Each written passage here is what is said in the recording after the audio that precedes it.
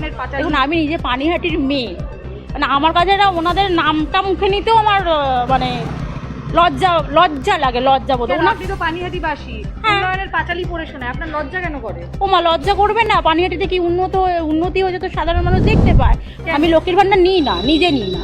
কেন? দেখুন, অ্যাকচুয়ালি লক্ষ্মীর ভাণ্ডারটা হচ্ছে সাধারণ মানুষেরই মানে টাকা, ট্যাক্সের টাকা, কিন্তু আমি নিই না। কারণ উনি লক্ষ্মীর ভাণ্ডারটা নিয়ে যে বাড়াবাড়ি মাতামাতি করছে বা মানুষের মধ্যে যে ভুল জিনিসগুলো, বা কিছু কিছু মহিলার আমি এমন দেখি কথা, যে দিদি লক্ষ্মীর ভাণ্ডার আছে বলে তোরা খেতে পাচ্ছিস, হ্যান তেন, এই কথাগুলো শুনি না ভেতর থেকে একটা নিজের ভাণ্ডারটা ঘৃণা বোধ জন্মায়। মানে আমার নিজের টাকা, কিন্তু আমি জানি এটা, তা সত্ত্বেও আমি নিই না। আর কী হবে এই 1,500 টাকায়? কী হয়? আজকালকার দিনে রাস্তায় বেরোলে 100 টাকা গাড়ি ভাড়া চলে যায়, সেখানে আমার 1,500 টাকা লক্ষ্মীর ভাণ্ডারে কী হবে? বেকার জিনিস এগুলো হচ্ছে বাচ্চাদের হাতে ললিপপ দেওয়ার মতন জিনিস।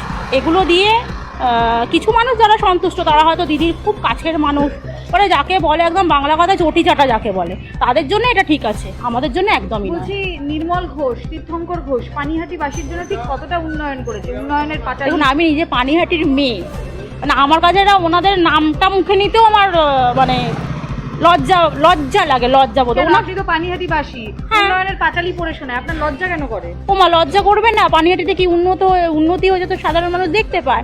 সাধারণ মানুষের ঘরে জল নেই, আর বর্ষাকালে মানুষকে সাঁতার কাটতে হয়, এটাই তো উন্নয়ন না পানিহাটির। এতে লজ্জা ছাড়া আর কি বলবো? দুয়ারে চিকিৎসা করবেন মুখ্যমন্ত্রী বলে। আগে সরকারি হাসপাতালগুলো ঠিক করতে বলুন, যেখানে মানুষের পাশাপাশি কুকুর শুয়ে থাকে, পরে দুয়ারের চিকিৎসা করবে। আগে সরকারি হাসপাতালগুলো ঠিক করুক।